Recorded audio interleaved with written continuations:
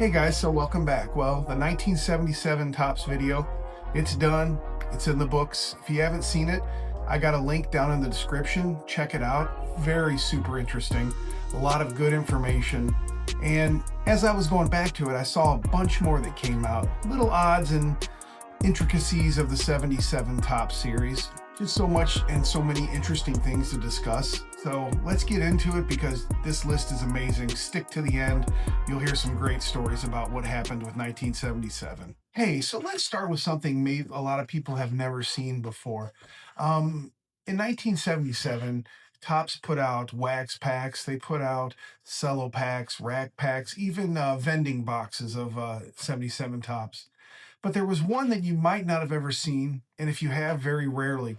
In 77, and they've been doing this through the 70s, so it wasn't just specific to 77, but it was an interesting sidebar note. But they had something called a tray pack, which was basically three wax packs in a tray, one next to each other, and shrink wrapped in a tray underneath. And they were mostly sold at like department stores, your Kmart's, things like that. And it was just another way to get cards out to the kids. But the idea was to get more cards to the kids for a little bit less price. You know, there was kind of a discount built into it, I assume, with buying that kind of cards. But it's one you may not see very much nowadays, as much as you may see a wax pack or a cello pack for 1977. So this is a little interesting story. It's more about the time of the 1977 Tops. Not so much the actual card, but it does play a part in it. If you remember, in 76, the White Sox and Bill Veeck introduced the shorts, the baseball Bermuda shorts, the blue shorts with the knee-high white socks. They only wore those for 3 days in August and actually went 2-1 in those three games. But after a lot of complaints from the players about it, they didn't feel right, getting scraped up from sliding into the bases, that idea was dropped. And it made the rounds. We all remember it for a uniform only worn for 3 days. People know about the White Sox shorts.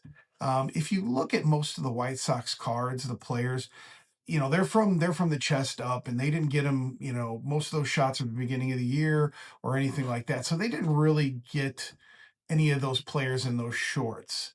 They did get them in they still kept the shirts, those uniforms they had.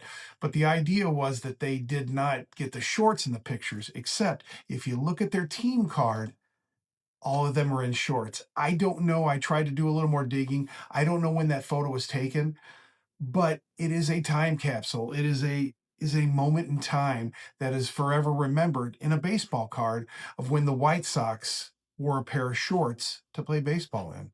So yeah, these little tidbits are getting interesting, and I have a real interesting one at the end about the Yankees. So stick around for that one. It's really, really interesting. Right now, I'm going to talk about the team cards. If you look at some of the team cards, a majority of them, it is the actual team, sitting in a stadium setting on benchers or bleachers or risers, whatever. And, they've got the pictures going of those teams. And that's for the majority. That's how the team photos were uh, brought up for the players. But if you notice, there are a subset of team player cards, or I'm sorry, team cards, where it's just the floating heads, as they call it. And that was due to either they couldn't get a team photo, they couldn't get the whole team together. And I don't know, I'd read some things about some licensing issues. I don't know what that would have been, so they couldn't do it in that manner. So what they did was they took the heads of the players and put those on the card. So you see some of the team cards are just the floating head, and that's just a difference in the 77 Tops from certain different kinds of team cards from one to the other. So, as I discussed in the 1977 Tops video, the main video about the Reggie Jackson Oriole card, which is a very rare prototype card. And if you want to read more about that or hear more about that, just check out my other video in the description. It'll explain it more. Um, but, in 77 Tops, all we see is Reggie Jackson in the Yankees uniform. But there is a card where he's with the Orioles, and that is the team card for the Baltimore Orioles. Yes, he's still in his Orioles uniform. It's the top, I believe, right corner. Obviously, it's a very tiny picture, but he did make the 77 tops in an Orioles uniform. All right, so this is an interesting one too. We talked about inserts, and we talked about the brothers cards, the family cards that they had, were the brothers that played big league brothers that played two brothers that played in the major league same time. That was a first for tops, and it was a big hit. From what I read, people enjoyed those inserts back in the day. So that was something that was continually used, and people liked that idea. Not so much today, but it was a popular insert. But another one that came into effect in 1977 was the turn back the clock, which was another insert that they used within the first year of the production of the cards. And what the interesting thing is it was a kind of a retrospective of five or six players, and those players were in those turn back the clocks where it talked about some of the accomplishments prior. But what's interesting in those turn back the clocks was the photography used in it. These were photography photographs of the players and not their cards from back then, which I thought was interesting, that they used photographs outside of what Topps was normally doing, which was their cards or their photos that they used for their cards. Instead, it was just regular photography they used in those cards. So yeah, I told you I'd get back to an interesting Yankees story with the 1977 Topps.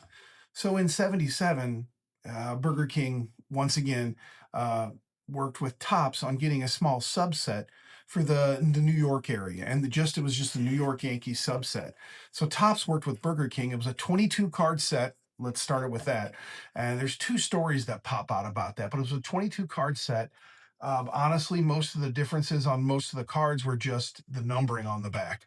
A lot of the photos stayed the same. So that wasn't something that you would look at and go, wow. But there were a couple interesting things about that. The first one is, if you look at the original Reggie Jackson card from 77 Tops, it's airbrushed. And obviously we see the airbrush. It's very, very prominent.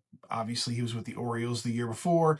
They thought he was going to be at the Orioles, and the Yankees picked him up. So but in that 22 card set from Burger King, regionally in the New York area, it has Reggie Jackson card with just his Yankee uniform. There's no airbrushing. It's a little bit of a different pose, but it's interesting. It's a different view of Reggie Jackson. You don't have that airbrush. You don't have that look that you associate with a lot of the airbrushed cards from the 70s. So that's kind of an interesting little thing. And the second thing is, and like I said earlier, it was a 22 card set. However, George Steinbrenner, I guess, met or saw like the cards as they were going out, and he noticed his favorite player and his son's favorite player, Lou Piniella, was not in the set. So he was very disappointed about that. And I think he threw a ruckus and kind of, this is my team. I don't like you doing that. So he spoke with Topps, and Topps went out and created a card number 23. And that's literally the only difference. If you look at his top 77 card and his Burger King 77 card, they're exactly the same except for the numbering. And that card went out a little later, so it didn't have as much distribution as the first 22. But it's an interesting thing that George Steinbrenner got it to a point where he was like, we're doing this. And that's how you got a 23rd card in the Burger King Topps 1977 set. Well, thank you all for joining. Just wanted to throw a few more tidbits out about 1977 Topps. I guess we can close this book on 77 Topps now. Thanks again, and we'll see you on down the road as we go beyond the cardboard.